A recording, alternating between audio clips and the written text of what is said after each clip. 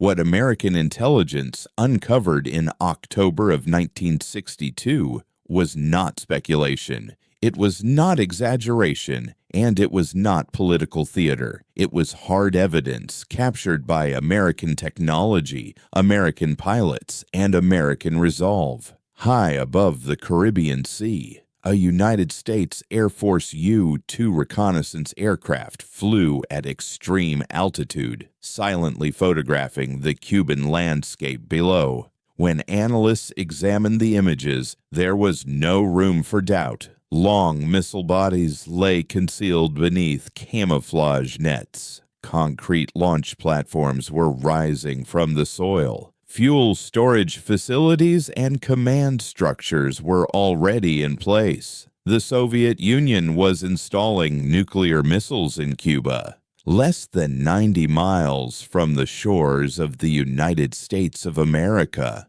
close enough to strike American cities within minutes, close enough to change history forever. These weapons were not defensive. They were not symbolic. They were offensive nuclear missiles designed to strike deep into the American homeland with little warning and devastating force.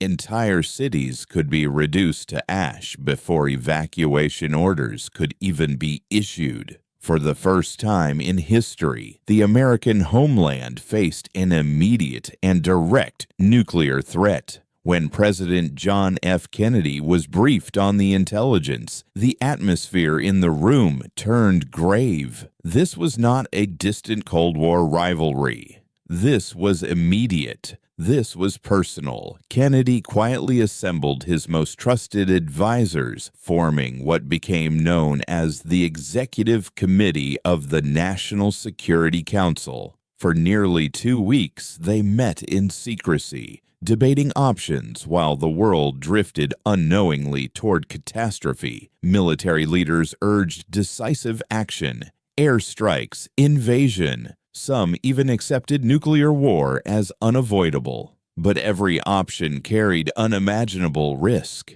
An airstrike could kill Soviet personnel and force retaliation. An invasion could ignite war across Europe.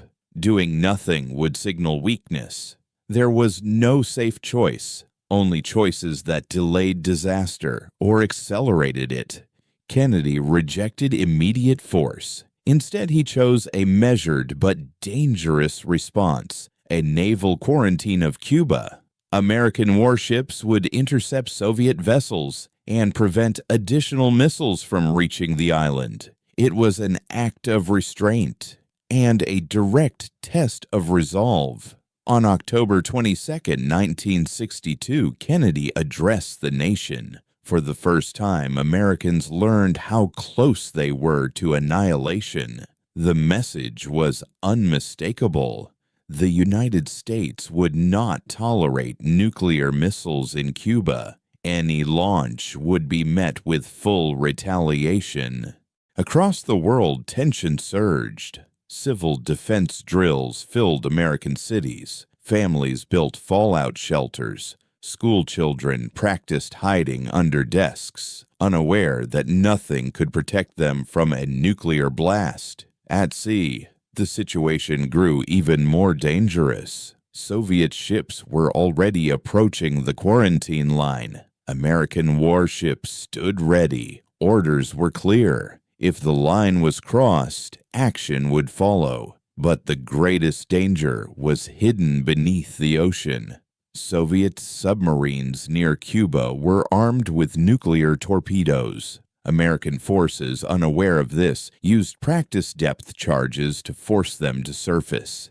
Inside one submarine, officers believed war had already begun. Protocol required 3 officers to agree before launching a nuclear weapon. 2 agreed. The third, Vasily Arkhipov, refused. His decision prevented a nuclear detonation that could have triggered full-scale war. One man, one decision, the fate of the world. Then tragedy struck. On October 27th, an American U-2 aircraft was shot down over Cuba. The pilot was killed instantly. U.S. military leaders demanded retaliation.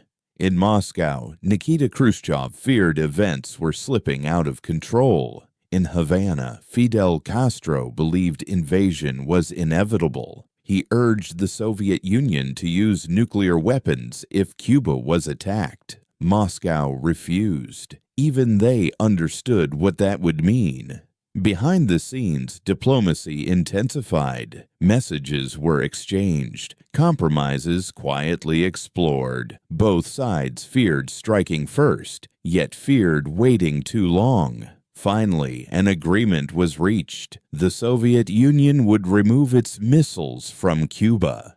The United States would not invade the island. Secretly, American missiles were removed from Turkey. The immediate crisis ended, but the lesson remained. The world had survived, not because nuclear war was impossible, but because, in the final moments, restraint prevailed, judgment prevailed, and humanity stepped back from the edge. The Cuban Missile Crisis did not end with celebration. There were no parades, no declarations of victory, only relief, and a quiet understanding of how close the world had come to destruction. In Washington, President Kennedy knew that history would never fully capture the pressure of those days.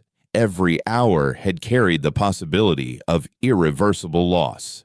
Every decision had been made under the shadow of annihilation, yet restraint had prevailed, not by accident, but by leadership, by discipline, and by a refusal to surrender to fear. For the United States, the crisis reshaped national security forever. It exposed the terrifying speed of nuclear warfare, the absence of warning, the impossibility of defense.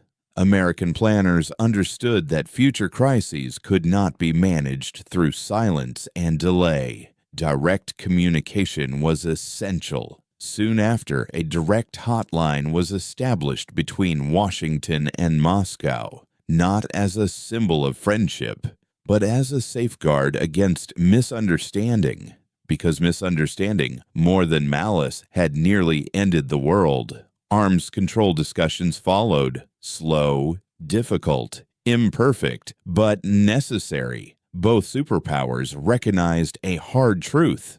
Nuclear war offered no victory, only mutual destruction. In the Soviet Union, Khrushchev faced criticism. Some viewed the withdrawal from Cuba as weakness. Others understood it as survival. History would later judge that backing away from the brink required far more courage than pushing forward. In Cuba, Fidel Castro felt betrayed. He had expected nuclear confrontation. He had prepared for it. But Cuba remained intact. The invasion never came. The missiles were gone, and the island remained a symbol of Cold War tension for decades to come. The death of Major Rudolph Anderson was not forgotten. He became a silent reminder of the cost of confrontation, a reminder that even without nuclear war, lives had been lost, sacrifices had been made, risks had been taken, and the margin between peace and extinction had been razor thin. The Cuban Missile Crisis became a permanent warning etched into history. It showed that technology could outrun wisdom, that ideology could blind judgment, and that power, without restraint, could destroy everything it claimed to protect. For the United States, it reinforced a defining principle. Strength was not proven by how quickly force was used, but by knowing when not to use it. The crisis ended not with explosions, but with decisions. Quiet decisions, human decisions, decisions made under unbearable pressure.